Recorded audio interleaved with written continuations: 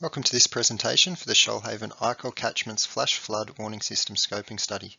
My name is Matt and I'll be talking you through today outcomes of stages 1 to 3 of the study, focusing on data review and flood warning system options for Lake Conjola.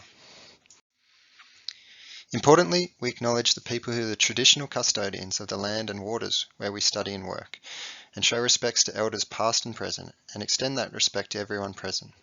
I acknowledge the Jerinja people and the Marangmang people, who are the traditional custodians of the lands and waters on which this study took place. For thousands of years, the coastal lakes of Conjola, Baril, and Tabari have provided a long and rich heritage of life, community, culture, and spiritual connection for Aboriginal people. So a brief outline of today's presentation. Firstly, we'll briefly talk about flooding in Lake Conjola. What is a total flood warning system? We'll then discuss a bit about this project and look at some of the key findings from the initial community and stakeholder questionnaire. I will then spend most of the time of this presentation talking about the preliminary flood warning system options for Lake Conjola, followed by recommendations and how you can be involved. The primary driver of why we want to design and implement a flood warning system is because of the risks and hazards associated with flooding. Flood risk in Lake Conjola was investigated in the Lake Conjola Floodplain Risk Management Study and Plan undertaken by BMT WBM in 2013. The study investigated the number of properties that have their floor levels inundated by floodwaters for flood events with different likelihoods, ranging from more frequent to more extreme events. For a flood event with a 10% annual exceedance probability, or around 2.3 metres AHD at the MHL Lake Conjola gauge, it was found that 70 properties have their floor levels flooded. This increased to 183 properties for a rarer 1% AEP flood event and 335 properties for a worst case probable maximum flood event. Annual average damages associated with flooding in Lake Conjola was estimated to cost approximately $1.8 million per year at the time of the study. Perhaps more tangible to understanding flood risk is when we have experienced and lived through floods firsthand. The top 3 flood events over the last 30 years of lake level records at the MHL gauge are listed on the slide. The largest was the February 2020 flood, reaching approximately 2 metres AHD at the MHL gauge. Some images are shown of the floodwaters during the event. This was followed by August 2015 reaching 1.9 metres AHD and March 2022 at approximately 1.6 metres AHD. Low-lying areas in Lake Conjola are susceptible to more frequent flooding. This includes public foreshore spaces such as boat ramps, jetties and other public infrastructure, and low-lying areas of Deepwater Resort, Holiday Haven Tourist Park and Big Four Holiday Park. These are typically situated at elevations of roughly 1 to 1.5 metres AHD. Habitable floor levels of low-lying properties typically begin flooding at roughly 1.4 to 1.5 metres AHD. Rainfall and water level gauges help to monitor flood events when they occur. This map here shows the existing and planned rainfall and water level stations situated throughout the Lake Conjola catchment area, including the surrounding areas. 2 water level stations are situated near the entrance just upstream of the boat ramp. Both these stations also monitor rainfall. A 3rd water level station is situated at Conjola Creek near Fisherman's Paradise. Additional rainfall monitoring is located at Fisherman's near Conjola Park and also in the upper catchment headwaters at Porters Creek Dam and also at Jarrawongala. An additional rainfall station is also planned to be installed at George Boyd Lookout. So what are the primary factors that contribute to flooding in Lake Conjola? First, we have catchment rainfall and runoff. How much rain is falling? Where is it falling? And how intense is it falling? Also, how dry or wet is the catchment from previous rainfall? And how much storage is available in the lake systems, for example in undeveloped wetlands and floodplains? Second, we have the condition of the entrance and how open or closed it is to the ocean. The entrance channel at Lake Conjola is dynamic, as shown in the photos, closing and opening to the ocean for periods of time due to a number of natural processes. From local entrance observations between 1916 and 2019, it is estimated the Lake Conjola entrance was open for approximately 89% of the time and closed for the remaining 11% of the time. A final contributing factor is the prevailing conditions of the ocean. Flooding can be worsened when high rainfall and the peak of a flood coincides with large tides and high seas, preventing floodwater from escaping until ocean conditions subside. It is a complex interaction of these factors to result in the level of flooding for a given event. One of the priority actions from the Lake Conjola Floodplain Risk Management Study and Plan was the implementation of a total flood warning system to reduce risk to life and improve flood preparedness. But what is a total flood warning system? A total flood warning system includes the following components: monitoring prediction. This involves measuring rainfall and water levels and other information and running it through predictive models to help predict a flood event. Interpretation. This is the process of determining what the likely impact of the flood will be. Message construction. This involves creating messages that will help people understand what is happening in a given situation. Communication. This is the process of getting the message out to the community. Protective behaviour. This involves taking action, such as helping people get to safety and helping yourself get to safety. And review. This is the process of understanding what happened, what went well, and how can we do better next time. Having a flood warning system in place provides a number of benefits. Primarily, it provides improved warning time to make decisions to reduce risk to life and damages to property that can be avoided during a flood. A flood warning system also supports SES decision making, helps local businesses manage operations during a flood. It can help to inform pre-flood entrance management and overall helps to build community resilience and safety during flooding. In March 2023, Shoalhaven Council engaged Manly Hydraulics Laboratory to undertake a scoping study for the implementation of a total flood warning system at 3 archives at Lake Conjola, Burrell Lake and Tabarry Lake. And the study aims are to scope the requirements and determine feasible options for fit-for-purpose flood warning system to improve warning and evacuation within these townships, and also to provide advice on the design, including operational protocols and preliminary costings. The project has currently completed the initial stages, focusing on data review and development of preliminary design options, which will be the focus of this presentation. So as part of those initial stages of the study, we undertook a community and stakeholder questionnaire. I just wanted to thank all those who contributed. We had 123 respondents in total, which is great. Some of the key findings from the questionnaire are listed on this slide.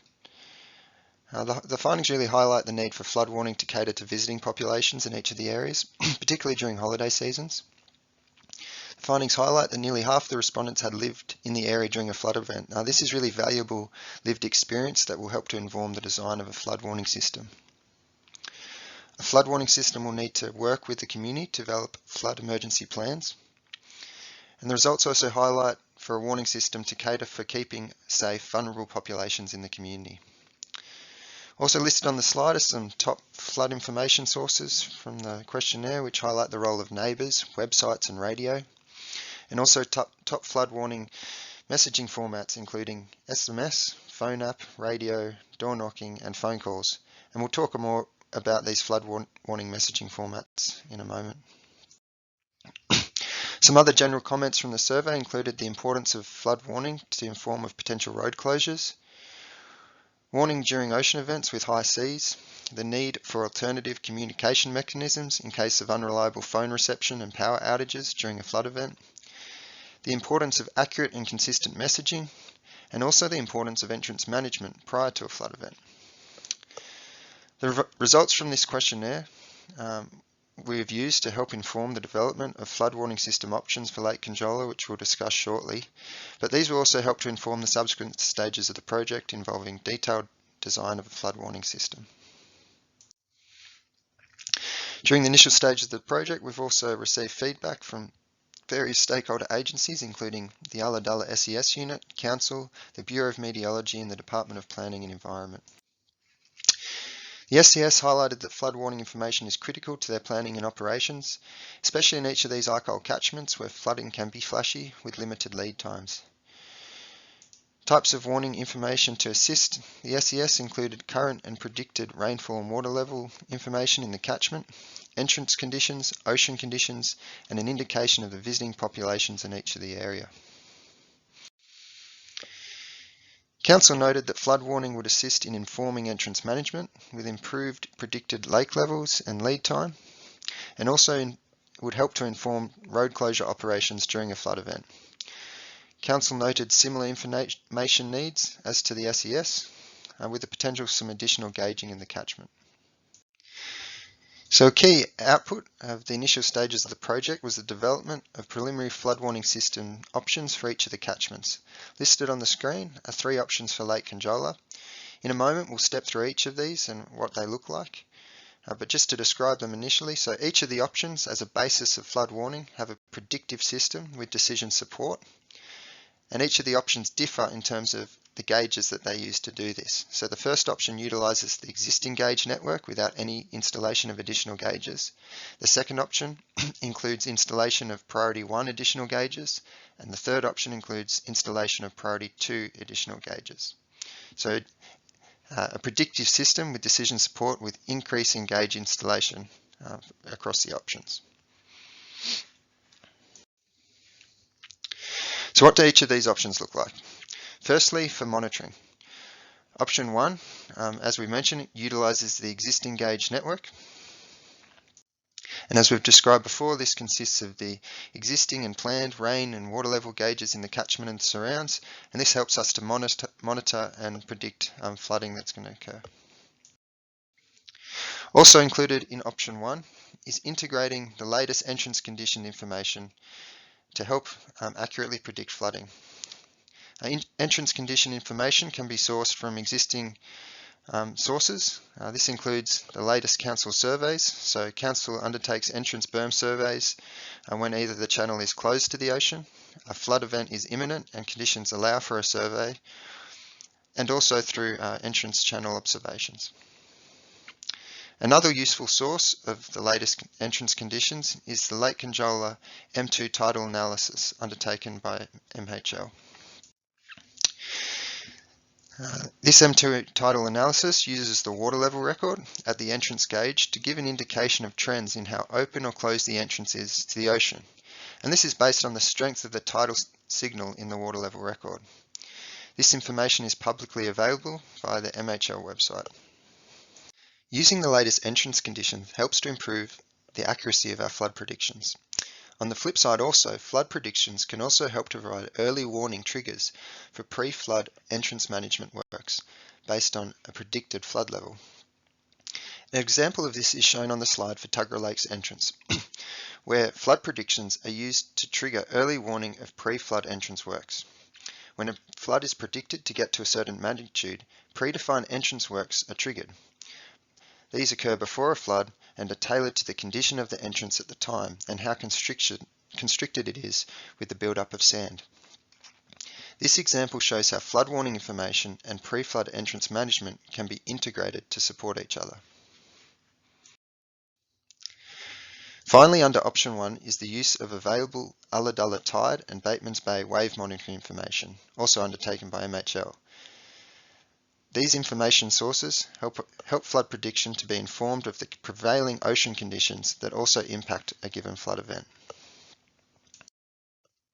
So for option 2, this includes all the above options as per option 1, with the addition of a new water level station being installed upstream of Conjola Creek near the Princess Highway. So the additional water level station and a preliminary location has been identified near the Princess Highway crossing of the Conjola Creek. This location will improve warning of upstream water level rises beyond the estuary tidal limit and give some indication of lake inflows from the upstream reaches of the Conjola Creek subcatchment. I should mention that it's important that these are just preliminary locations at this stage and it may vary subject to site inspection in subsequent stages of the project. The third option includes all the above options with the addition of also a new rainfall station at the Conjola Creek Princess Highway location. As I mentioned before, location at the crossing of the Princess Highway with the Conjola Creek. This location in terms of a rainfall station would help to improve rain gauge coverage and also redundancy in the Conjola Creek catchment. However, it is considered a slightly lower priority installation compared to the water level station, given the generally sufficient coverage of rainfall gauges in the catchment under the existing gauge network. Also included under option 3 is the option for installing a remote monitoring station at the Lake Conjola entrance. This could consist of coastal imaging or scanning technologies that operate in real time to provide live berm and entrance channel width data. An example of this technology is shown on the slide for Wombrel Beach that was used to measure the changing condition of the beach area, including sand levels and volumes. This technology allows for entrance monitoring to be undertaken remotely, and so that it's not limited by weather conditions, timing constraints, or council staff availability. It will also have likely benefits for entrance management and environmental monitoring. This technology does, however, come with a cost, both to install the instrumentation and also to maintain its operation. So those are the different monitoring design components for each of the preliminary options presented for Lake Conjola. Now we move to the predictive components for each of the options. For options 1, this will include real-time hydrology modelling, real-time simplified hydraulic modelling, use of the Bureau's rainfall forecast services, entrance scour predictions, and also ocean water level predictions. So what are each of these components that I've just described? First of all, rainfall forecasts from the Bureau tell us how much rain is expected to fall in the catchment in the coming days. Key Bureau services include the Med-Eye 7-day forecast, which is a gridded forecast, as well as a short-term thunderstorm forecast known as rainfields. A computer model then takes these real-time forecasts and converts both a forecast rainfall and a measured rainfall into a stream flow and how much water is running through our catchment. These models are calibrated against past events. This streamflow is then input into a simplified hydraulic model of the lake system. This converts a flow into a lake level. The model is also calibrated to past events, and it represents how much storage is available in the lake system. Another key component of the predictions is the configuration of the entrance.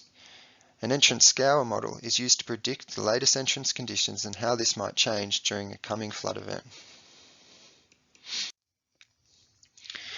Ocean tide forecasts and monitoring helps to improve flood predictions of the downstream ocean conditions. This includes predicted or astronomical tides, any anomalies in the tidal signal, and storm surge due to high seas. Another important component of the ocean conditions is the waves, and this can be informed by wave forecasts that are brought into shallow water depths fronting the entrance. Each of these components are brought together and applied in a predictive flood warning system to provide an estimate of flood predictions. Examples of these systems are used at other ICOL catchments along the New South Wales coast, including Sydney and the Central Coast. The primary benefit of a predictive system, as I've just described, is to improve warning lead time. It is expected that such a system for Lake Conjola could provide a lead time of 12 to 24 hours of flood warning. A predictive system brings together a range of forecast and monitoring information sources to provide a location-based and fit-for-purpose prediction of flooding. Option 2 includes all of the above options for option 1, with the addition of a backup mechanism to predict flooding. This backup mechanism involves using rate of rise and trigger level information for different rainfall events, entrance and ocean conditions. This will provide an additional level of flood prediction redundancy to the flood warning system. And option 3 is the same as option 2. So now the interpretation components of a flood warning system. For all options that we've developed, these are the same. These include a range of predefined trigger levels for known flood impacts, detailed flood evacuation plans for the community, and a web-based system to provide tailored decision support to emergency services. This slide shows some examples of flood emergency decision support tools that MHL provides that could be integrated into a flood warning system. These utilise a web-based system and provide support for emergency services for the decisions they need to make during a flood event.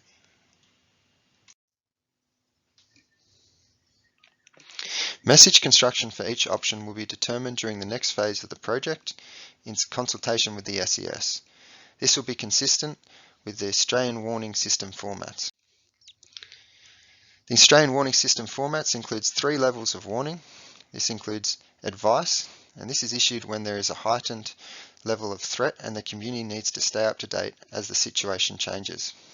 The next level, in the orange, is watch and act, when conditions are changing and the community needs to start taking action now to protect themselves and their family. And the highest level, in red, is the emergency warning. This is issued when the community may be in danger and need to take action immediately. And you can find out more information about the Australian Warning System format via that QR code, which takes you to the Australian Warning System website. Each warning message has 3 components to it. So it has the location and hazard, an action statement, and also a warning level. For communication, each of the options also are consistent. So they include integrated alerting system based on gauge trigger levels to be sent to council and SES emergency personnel. Also integrated alerting system based on predicted flood modelling, also sent to council and SES to provide extended lead time.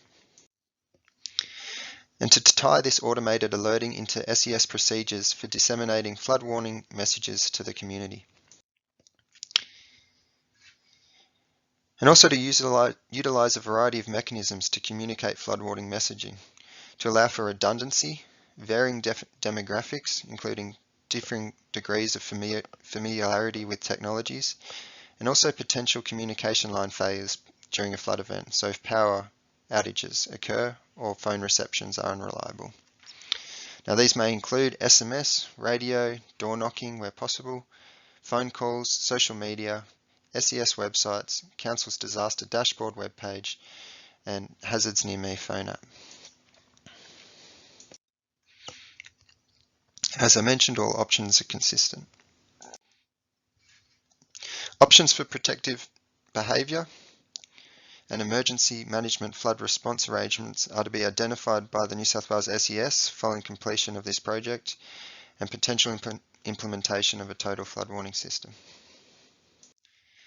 The review stage of a flood warning system is vital for the long-term maintenance and efficacy of the system. Review processes for the flood warning system will be detailed in subsequent stages of the project. However, these may include a review of a flood warning system performance, including community feedback, both following events and or an annual basis, such as an annual SES community and council flood awareness event. So how much is each of these options likely to cost to set up? Preliminary cost estimates are shown in this slide. Now it's important to note that these may vary going forward during subsequent stages of the project, noting site constraints for different gauge locations and requirements. Costs do not include the potential upgrades of the existing gauge network to improve reliability and redundancy. They also don't include SES fees associated with disseminating flood warning information, developing detailed evacuation and emergency response plans, and establishing emergency management and flood response arrangements. They also don't include establishment of awareness and training of SES in the community. So setup costs are shown in the table. Option 1 is estimated to be the cheapest option, roughly $50,000 to $60,000. Option 2 is the second cheapest option, $90,000 to $120,000, and option 3, $120,000 to $160,000. Maintenance costs for a predictive flood warning system typically range from $5,000 to $15,000 per year. Typical maintenance costs for a rainfall or water level station range from $3,000 to $10,000 per station per year. And this is really the difference in cost between each of the options, with additional gauging in option 2 and 3 increasing in costs associated with additional gauging.